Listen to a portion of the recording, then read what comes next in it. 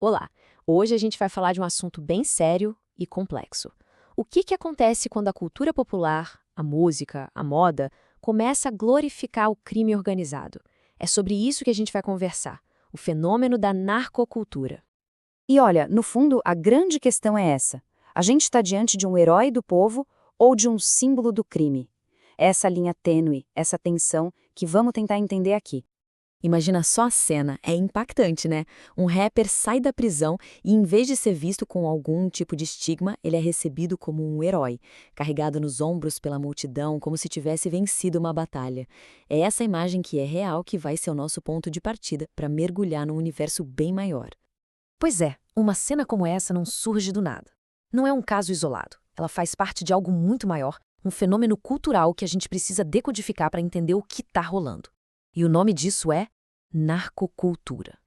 Tá, mas o que é exatamente essa tal de narcocultura? Bom, pensa assim, é como se fosse todo um universo cultural, sabe? A música que toca, a roupa que tá na moda, as gírias que a galera fala. É todo um conjunto de coisas que, em vez de criticar, acaba de certa forma exaltando ou, no mínimo, tratando como algo normal o mundo do crime, do tráfico. E onde que a gente vê isso? Bom, em praticamente todo lugar. Tá nas letras de funk que estouram nas paradas, sabe? Tá nos estilos de roupa, no jeito de se vestir que vira tendência. E tá até naquela série sobre crime que a gente adora maratonar. A narcocultura tá aí, bem presente no nosso dia a dia, de um jeito bem concreto. Agora, aqui está o ponto central da coisa. Essa narrativa toda, ela tem um poder imenso, porque ela meio que joga para debaixo do tapete a violência real, sabe? A dor, a destruição que o crime causa de verdade. E no lugar disso, o que ela coloca? Uma imagem de glamour, de poder, de sucesso. De repente, o crime vira quase um estilo de vida desejável, um caminho a ser seguido.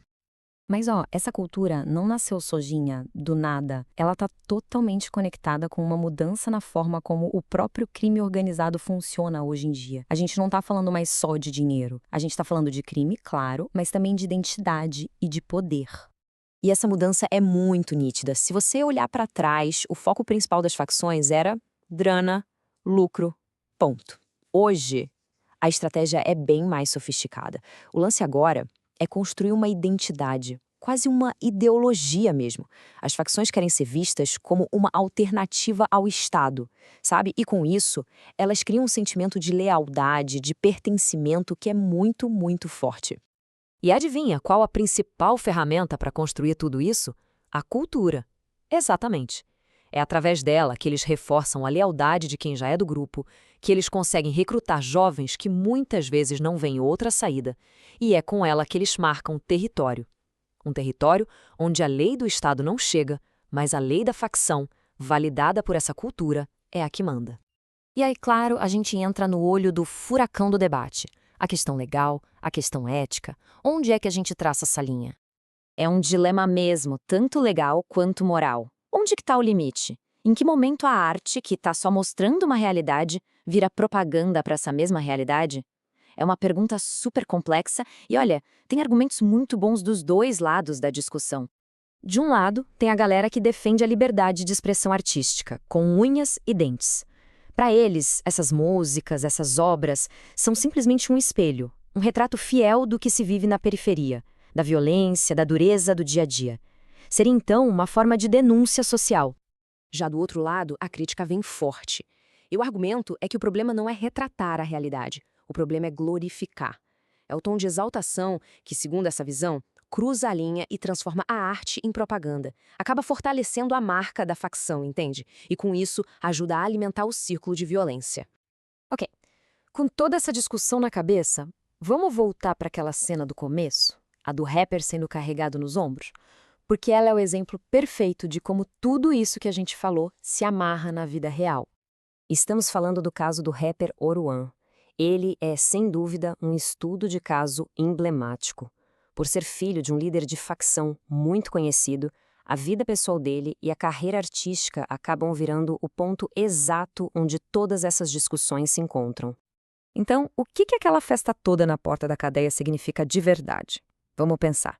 Primeiro, é uma validação popular. A multidão está dizendo, ele é um dos nossos, um herói. Segundo, a passagem pela prisão vira parte da imagem dele, vira marketing.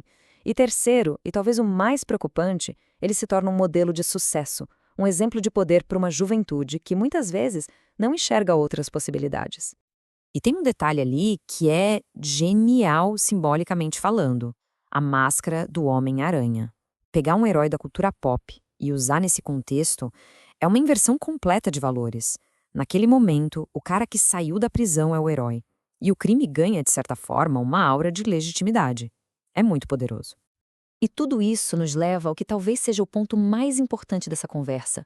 No fim das contas, a narcocultura não é a causa do problema. Ela é um sintoma. Um sintoma muito claro de um problema mais fundo.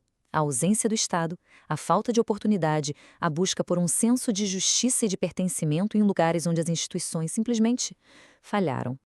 E isso deixa a gente com uma pergunta final para pensar. Em que momento a cultura deixa de ser só um espelho que reflete a realidade e passa a ser a ferramenta que molda essa mesma realidade? Sabe? Quando que ela para de só mostrar o que está acontecendo e começa a dizer o que vai acontecer? É uma pergunta pesada e que, por enquanto, fica no ar.